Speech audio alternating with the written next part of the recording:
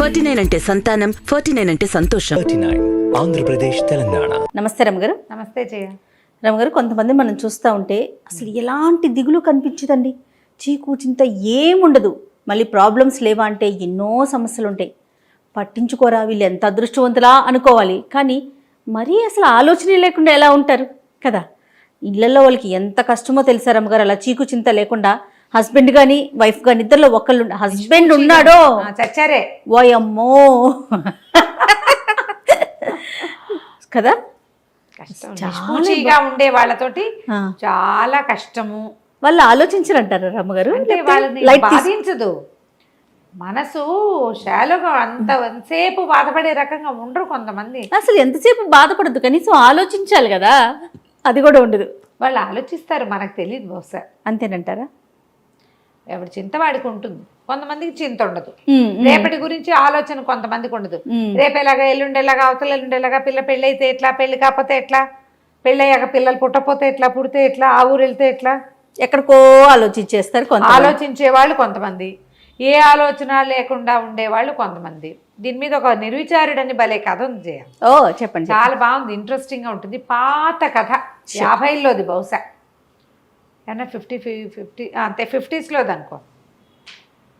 తర్వాత ఇప్పుడు గుర్తు చేసుకుంటూ ఉండేదాన్ని ఆ కథ నేను, భలే తమాషాగా ఉంటుంది. ఓ రాజుగారు ఉన్నారు, ఈయన రాజ్యం సుభిక్షంగా ఉంది, ప్రజలు శాంతిగా ఉన్నారు, పెద్ద ప్రాబ్లమ్స్ ఏం లేవు. అంటే జనరల్గా రాజ్యంలో ప్రాబ్లమ్స్ అంటే ట్యాక్సులు ఎక్కువైపోవటము, ఏదైనా ఈతి బాధలు, వర్షాలు పడకపోవటము, అకాల వర్షాలు, అకాల మృత్యువులు, అలాంటివి ఏమీ లేవు.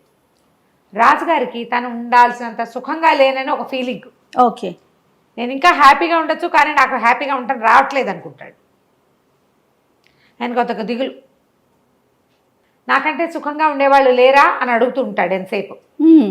నేను ఉండాల్సినంత సుఖంగా లేనంటే ఈ అధికారులు, ఆయన భార్య, మంత్రులు అనేవాళ్ళు, మీ అంత సుఖప్రాణి లోకంలో లేడండి, మీరే హాయిగా ఉన్నారంటే ఆయనకు నమ్మకం ఉండేది కాదు. నాకన్నా ఇంకా చాలా మంది సుఖంగా ఉంటారు, ఉండాల్సినంత హాయిగా నేను లేను, నేను ఇంకా కూల్గా ఉండుతూ నేను ఎందుకో ఉండలేకపోతున్నాను. బాగుంది, హాయిగా ఉండటమంటే ఇది కాదు, ఇంకా ఏదో అలా అనుకునేవాడు. అయితే ఏమైంది, దాని మీద ఆలోచిస్తూ ఉండేవాడు ఎంతసేపు. ఒకరోజు ఒక ఆయన, ఈయన ఈ రాజుగారు ఎక్కడికో వెళ్ళాడు, ఊర్లో తిరిగి రావడానికి వెళ్ళాడు. అధికారులు ఎవ్వరు లేరు. తిరిగి వస్తుంటే ఒక పల్లెటూరులో ఒక పల్లె వాతావరణం, నగరానికి కొంత దగ్గరలోనే ఓ పూరి పాకలోంచి చిన్న వెలుగు, అక్కడి నుంచి ఏదో శ్రావ్యమైన సంగీతము వినపడుతోంది. అబ్బా వీడెవడో సుఖప్రాణి, చీకటి పడేసరికి చక్కగా సంగీతం వాయించుకుంటున్నాడు. ఎవరు సంగీతం పాడుకుంటూ కులాసాగా ఉంటారు, ఆనందంగా హాయిగా ఉన్నవాడు. ఈయన గుర్రం బయట కట్టేసి ఆ గుమ్మంలోకి పోయాడు. ఈ రాజుగారు రాజు వేషంలో లేడు, సింపుల్గా ఉన్నాడు, ఏదో ఒక బాటసారి వెళ్ళే ఆ ఏకతారం మీటుకుంటున్నాడు. ఒక ఆయన టింగ్ టింగ్ వాయిస్తున్నాడు, ఏకతారం మీటుతారు కదా, ఆ ఏకతారం మీటుకుంటూ చక్కటి పాట, ఎంత శ్రావ్యమైన కంఠము, నిశ్శబ్దంగా నిరామయంగా ఉంది వాతావరణం. ఆ ఇంట్లో ఎవ్వరూ లేరు, పేద పూరి గుడిసె, ఓ మూల ఓ పొయ్యి ఉంది, ఏవో గిన్నెలు కనపడుతున్నాయి, ఓ చిన్న కుక్కి మంచం ఒకటి ఉంది కూర్చోడానికి వీలుగా, ఓ చాపేసుకుని గుంజ కానుకుని కూర్చుని ఏకతార మీటుకుంటూ పాడుకుంటున్నాడు. దాన్నా కూర్చో అని ఆయన కూర్చున్నాక, అగో ముందు కొండలో మంచినీళ్ళు ఉన్నాయి తాగు అని వాడు మంచినీళ్ళు అయితే ఈయన మీటుకుంటూ పాడుకుంటుంటే రాజుగారు కూడా సంగీతంలో మైమర్చిపోయి విన్నాడు. ఎవరు ఏమిటి అని కనుక్కున్నాడు. ఎంత హాయిగా పాడుతున్నావు, నీకేం బాధ లేవంటే, ఏం బాధలు ఉంటాయన్నయ్యా, నాకేం బాధలు ఉంటాయన్నా, ఏమున్నాయి, ఏదో కళాయి పనులు చేస్తా, మాటలేస్తాను గిన్నెలకి, నగరంలో తిరుగుతా పొద్దంతా, ఏదో ఒక పావలా రూపాయి దొరుకుతుంది, కాసిన బియ్యం కూర కొనుక్కు తెచ్చుకుంటా, అన్నం వండుకుని తింటా, నేను ఎవరికి పెట్టక్కర్లేదు, ఎవరు నాకు పెట్టక్కర్లేదు, గొడవ లేదు, నాకెవరు లేరే అని ఏడవచ్చు. వాడు ఏడవట్ల, ఏం చేయాలి, ఏముంది, నడిచిపోతుంది కదా. అన్నం తిన్నాక ఇంకేముంది, వెంటనే నిద్ర ఏమీ రాదు, ఏదో సంగీతం చిన్నప్పటి నుంచి పాట పాడుకునే అలవాటు, ఏకతారా పెట్టుకుని పాడుకుంటుంటే సంతోషంగా ఉంటుంది, హాయిగా నిద్ర పడుతుంది, ప్రశాంతంగా ఉంటుంది అన్నాడు. రాజు ఆశ్చర్యపడి, ఊరిని వాడికి దొరికే పావలార్థకే వీడు ఎలా హాయిగా ఉన్నాడు, ఏమో నాకు అన్నీ ఉన్నా నేను హాయిగా లేను, నిర్విచారంగా ఉన్నాడే వీడు, వాడు ఎంతైనా ఏడవచ్చు, నాకు పావలాయే వస్తుంది రూపాయి రావట్లేదని ఏడవచ్చు, పోనీ రూపాయే వస్తుంది 10 రూపాయలు లేవని ఏడవచ్చు, నాకెవడూ లేడు, నన్ను పట్టించుకునేవాడు లేడు, నన్ను చూసేవాడు లేడని ఏడ్చేవాళ్ళు లేరా ఇప్పుడు? అదే కదా. అన్నీ ఉన్నా సరే మా అమ్మ లేదు, మా నాన్న లేడు, నన్ను కనుక్కునేవాళ్ళు లేరు, అందరూ నన్ను అజాపజా కనుక్కోవట్లేదు అని ఏడుస్తూ ఉంటారు. అవును. రాజుగారికి అన్నీ ఉన్నా ఏదో కష్టం. నేను ఇంత నిర్విచారంగా ఉండలేను, నేను ఇలా హాయిగా నా దారిని నేను పాట పాడుకుంటూ పడుకోలేకపోతున్నానే. సరే వీడికి ఇది కట్ చేసి చూద్దాం, వీడు ఏం చేస్తాడో అని మర్నాడు ఆ రాత్రి వెళ్ళిపోగానే ఊళ్ళో ఎవ్వరూ మాటలేయించద్దు, కళాయి పెట్టించద్దు, అవన్నీ పనులు కోటలోనే అవుతాయి, రోడ్డు మీద తిరిగేవాడికి పని ఇవ్వద్దు అని టంకేయించాడు. వాడి ఆయన తెలివి. మర్నాడు ఈ కళాయి పోసేవాడు ఊరంతా తిరిగాడు, ఎవరు పిలవల, కళాయి ఎవ్వరూ పిలవల. పని లేదు, ఏం చేస్తాం? తిరిగి వస్తూ ఉంటే ఇంటికి ఒక ఆయన, ఒక పెద్ద మనిషిలాగా ఉన్న ఆయన పాకెట్లో నుంచుని గొడ్డలు పెట్టి పేళ్ళు కొట్టుకుంటున్నాడు.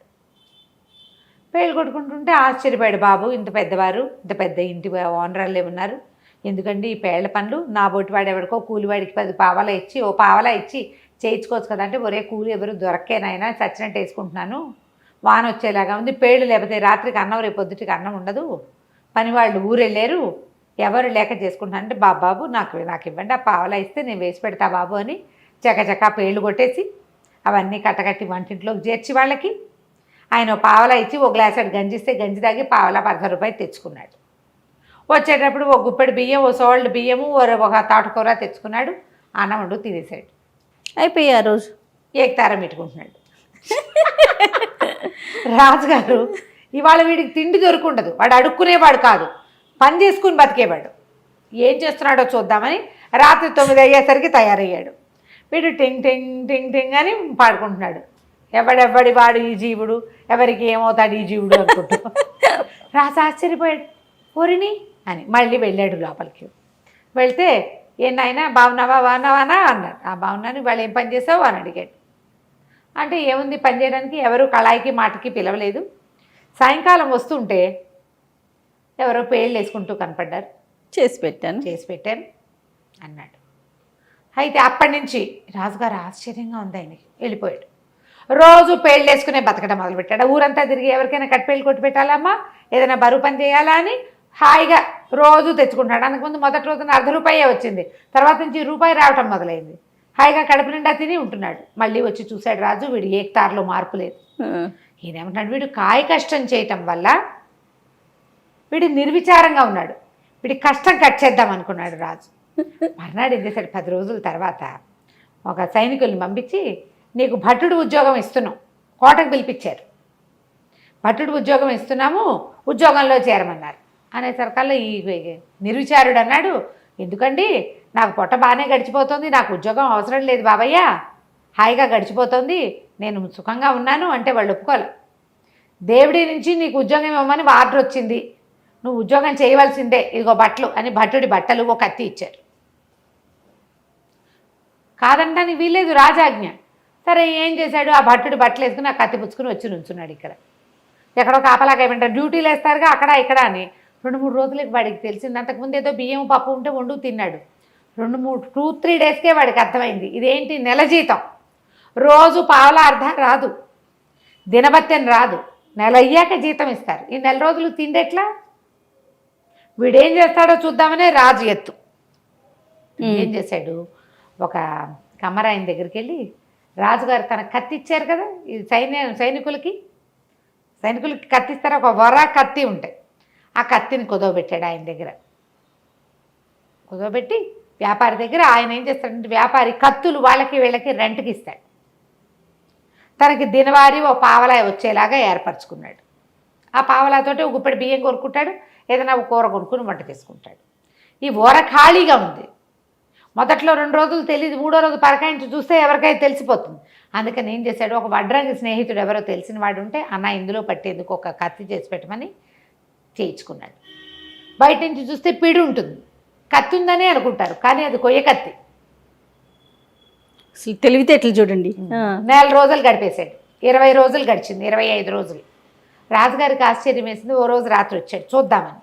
వీడు టింగ్ టింగ్ వాయించుకుంటున్నాడు, పాడపాడేస్తున్నాడు నిర్విచారంగా. రాజు ఆశ్చర్యపోయాడు, ఎట్లా వీడు చేస్తున్నాడు, ఇప్పుడు వెళ్ళి అడగలేడు. అందుకని ఏం చేశాడు, ఓహో వీడు ఊరికే సైనిక వృత్తి ఇచ్చాం వీడికి, వాడు అక్కడ ఇక్కడ ఊరికే ఉంచుంటాడు పారా హుషారు అనుకుంటూ. వీడికి పెద్ద పని చెప్పాలి. రక్తం చూడలా వీడు, ఆ. వీడు యుద్ధ సైనికుడు కాదు, వీడికి నెత్తురు చూపించాలి. వీడికి అప్పుడు వీడి సుఖమంతా పోయి భయం వేస్తుంది వాడికి. అసలు అంత కక్ష ఏంటో రాజుకి తనకంటే వాడు హాయిగా ఉన్నాడనే విషయాన్ని ఓర్చుకోలేకపోతున్నాడు. రాజే. మనమైనా అంతే కదా జయ, మనకంటే అవతల వాళ్ళు హాయిగా ఉన్నారని అనిపిస్తే ఆ. మంటగా ఉండదా? కానీ అలా కక్ష సాధిస్తారా? మనకు అవకాశం లేదు, రాజుకి అవకాశం ఉంది. ఏదైనా అనవా జయ మనం, వాళ్ళకేంటి అంటాం. సాధారణ మొహం మీద రమ్మ కూడా గారు. ఈ డ్రెస్ ఎంత నచ్చినా సరే ఈ డ్రెస్ నీకు సూట్ కాలేదు, అలా ఉంటే బాగుండేది, ఇందులో ఈ పువ్వు లేకపోతే బాగుండేది, ఏదో ఒక వంక ఎత్తుతారు. ఓర్చుకోలేనితనం ప్రతి మనిషికి ఉంటుంది. 100% ఉంటుందండి. అవకాశం వచ్చినప్పుడల్లా ఆవిడ అట్లా ఇట్లా వేరే ఒక రూపంలో అయినా అనేసి ఆ కక్ష తీర్చేసుకుంటూ ఉంటారు. రైట్. మనుషులు కదా, మనుషులకు అలాంటివే ఉంటాయి భావాలు. వాటిని అరిషడ్ వర్గాన్ని జయించలేం మనం. అస్సలు. రాజుగారు అసలు జయించలేము. ఏం చేశాడు, మర్నాడు ఒక ఖైదీకి ఉరిసి ఇది ఉంది, మెడకోసేయాలి వాడిది, ఏమనాలి దాన్ని, ఊరి శిక్ష, తల ఉత్తరించటం, నరకటమే. మెడ నరకటం తలారి పని. ఆ తలారికి చెప్పాడు, ఫలానా ఒక సైనికుడు ఉన్నాడు నిర్విచారుడు, వాడి చేత ఈ పని చేయించమన్నారు. అతను మెడొత్తరించే పని వాడికి చెప్పమన్నారు. అక్కడి నుంచి వీడిని పిలుచుకుపోయారు. పిలుచుకుపోతే అక్కడ ఒక ఖైదీ ఉన్నాడు, వీడికి వాళ్ళ మరణశిక్ష ఉంది, ఆ శిక్ష నువ్వు అమలు చేయాలి, కత్తి వేయి అన్నారు. అనగానే వీడు నిర్ఘాంతపోయాడు. ఒకటి భయం వేసింది, రెండోది ఇంకో భయం వేసింది. కత్తి లేదు కదా, లేదు. కొయ్య కత్తితో ఎట్లా చేస్తాడు? అదే. అయితే లబలబలాడుతూ అన్నాడు, అయ్యా తలారన్నా, నాకు ఈ పనులు అలవాట్లేదు, నేను ఏదో మామూలుగా మాటలేసుకుని బతికేవాడిని, ఎందుకో ఉద్యోగం వచ్చింది, బాబు నాతోటి ఇవన్నీ కాదు, ఒట్టి సైనికుడు పని అంటే కాపలా పనే కదా అనుకున్నాను, ఈ చావుల పనులు నరకటాలు అవి నేను చేయలేనని అంటే తలారు ఒప్పుకోలే. కఠినంగా చెప్పాడు, నీ పేరు చెప్పారు, దేవుడి నుంచి నీతోటి శిక్ష అమలు చేయించమని వచ్చింది, చేయవలసిందే రాజాజ్ఞ, ఇక కుదరదన్నాడు. అనేసరికల్లా వీడు ఆలోచించుకుని, ఓకే దేవుడా, నా జీవితంలో ఎప్పుడూ చేయని ఒక బ్రహ్మాండమైన పని చేయబోతున్నాను, నా వల్ల ఒక ప్రాణం పోబోతోంది, ఒకవేళ ఈ ఖైదీ కనుక నిర్దోష అయితే నేను నరికే కత్తి కొయ్య కత్తిగా మారిపోవుగాక, నువ్వే ప్రమాణం దేవుడా, నీ మీదే శపథం చేస్తున్నాను అని గట్టిగా అరిచాడు. చుట్టూ జనాలతో చూస్తారు ఏమవుతుందో. వీడు ఏనాడు అలాంటి పనులు చేసిన వాడికి వీడు మాటలేసేవాడని కొంతమందికి తెలుసు, సైనికుడు ఊరికే పారా హుషారంటాడని ఇంకొంతమందికి తెలుసు.